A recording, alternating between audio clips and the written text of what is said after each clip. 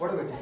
ताकि तुम्हारा चाल चलन ताकि, पढ़ो जरा, ताकि तुम्हारा क्या चाल चलन, ये याद रखो।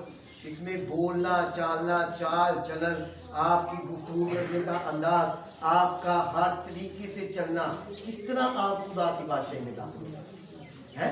पढ़ो बेटे। ताकि तुम्हारा चाल चलन खुदा के लायक हो जो तुम्हें अपनी बादशाही और जलाल में बुलाता है।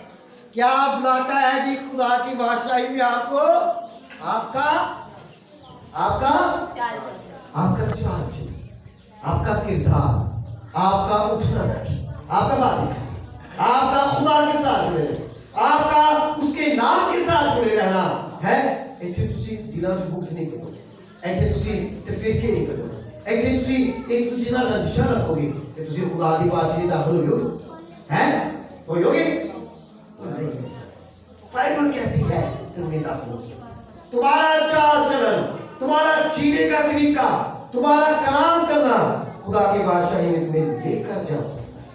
और खुदा का नाम आपको हमेशा अपने बंदों के ऊपर और अपने लोगों के साथ ऐसे ही काम करने में कहता रहता है। और यूहन्ना 3:3 पे लिखा हुआ है, निकोदेमुस की बात को भी हम करते चले जाते हैं। अभी जब प्रे के लिए कहा जा रहा था भाई साहब को, तो भाई साहब ने दुआ में ही लफ्ज कहा कि नए सिरे से खुदावंद में पैदा कर। तो शरा का आलम रात के अंधेरे में यूसुफ मसीह के पास जाता है और कहता है कि ऐ मालिक मैं क्या करूं कि निजात पाऊं। तो यूसुफ मसीह से कहते हैं कि खुदा की बादशाही में दाखिल होने के लिए तुझे नए सिरे से पैदा होना, ये भी याद रख लो। पुरानी चीजें, पुराने बातें ना दो। और पैदाइश में लिखा हुआ है कि यूसुफ एक फलदार पौधा है। पैदाइश 49 क्या था उसके अंदर? क्यों खुदा की बादशाही उसके ऊपर मेहरबान थी? क्यों वो कहते से निकल जाता? क्यों वो हर एक चीज से निकल जाता? क्योंकि जब वो उस घेरे के अंदर डाला गया तो वो उसी वक्त उस बदकारी से भागा, क्योंकि वो खुदा की बादशाही का मुंतज़िर था, खुदा को मानने वाला था। और उसने अपने पहले बेटे का नाम मनस्सी और दूसरे का इफ्राइम रखा। फलता, खुदा ने मुझे गैर मुल्क में क्या किया? फलता किया। मनस्सी इफ्राइम फलता और मनस्सी भूल जाओ। वो कहता मैं अपनी सारी वेची आ गया, मैनू खूह च सुटिया गया, मैनू कैद खाने में डालिया गया, मेरे ते बदकारी के इल्जाम लगाए गए, मैनू कोड़े मारे गए, मैं सारी बातों को भूल गया।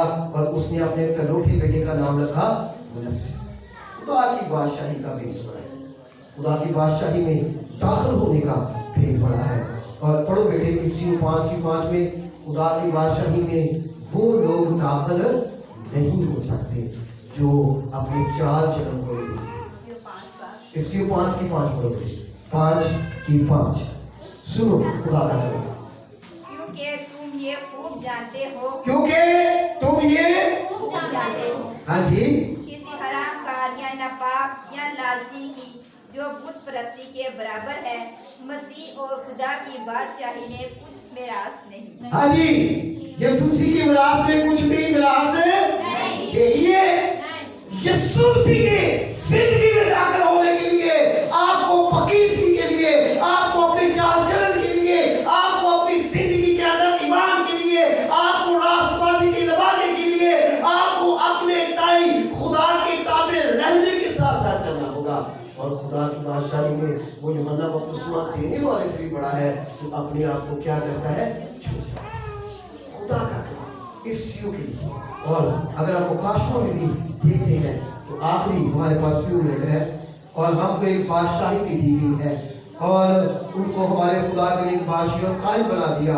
मगर खुदा की बादशाही का भी हम 5 मिनटों के अंदर इस बात में देख लेते हैं। दूसरा थिस्सलुनीकियों निकालो बेटे, दूसरा थिस्सलुनीकियों पहला बाब और उसकी 3 आयत से आप पढ़ना शुरू करते जाओ। ये सुनो, खुदा की बादशाही का भी आपकी जिंदगियों के साथ काम करना है, जैसे उस माहीगिरी के साथ काम किए जिसने रिज़्क की तलाश के लिए सारी रात